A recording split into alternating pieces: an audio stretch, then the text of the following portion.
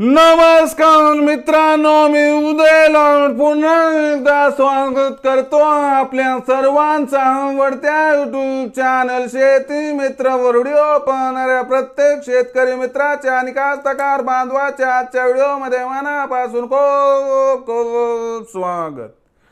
मित्रांनो, thumbnail पाहितलं, title वाचलं हो मित्रांनो, सामान्य सोयाबीन उत्पादक कास्तकार बांधवांचा सर्वात महत्त्वाचा सवाल की अखेर देशांतर्गत बाजारामध्ये आता 100% होणार सोयाबीनचा भाव 4800 पार, पण कधी?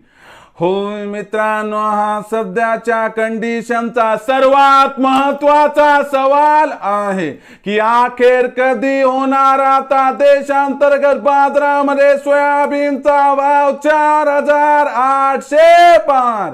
हा सवाल तुमच्या मनातला आहे, हा सवाल माझ्या मनातला आहे। आज भारतवर्षातील सामान्य सोयाबीन उत्पादक कास्तकार बांधव या ठिकाणी विचारत आहे की अखेर कधी होणार आता देशांतर्गत बाजारामध्ये सोयाबीनचा बाजारभाव 4800 पार।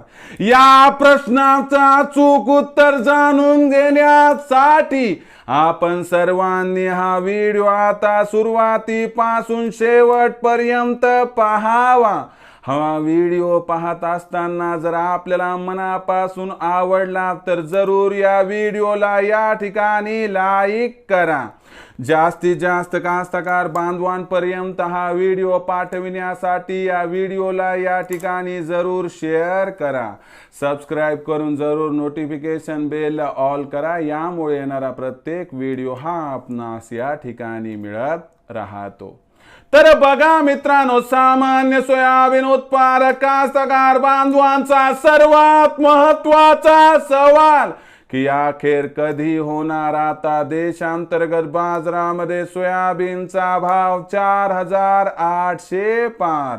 या प्रश्नाचं अचूक उत्तर जाणून घेण्यासाठी सध्या देशांतर्गत आणि आंतरराष्ट्रीय बाजारामध्ये काय आहे सोयाबीनची बाजारभाव पातळी, सध्या देशांतर्गत आणि आंतरराष्ट्रीय बाजारामध्ये काय आहे सोयाबीनची मागणी आणि पुरवठ्याची स्थिती, आणि या सर्वांचा परिणाम आता देशांतर्गत बाजारामध्ये सोयाबीनच्या भावावरती कसा होणार, आणि या परिणामानंतर अखेर देशांतर्गत बाजारामध्ये आता कधी होणार सोयाबीनचा बाजारभाव 4800 पार। चला जाणून तर घेऊयात। बघा मित्रांनो, आंतरराष्ट्रीय बाजाराचा विचार केला तर आंतरराष्ट्रीय बाजारामध्ये सोयाबीनची बाजारभाव पातळी ही सध्या $11.5 ते $12 प्रति बुशेलच्या दरम्यान आहे।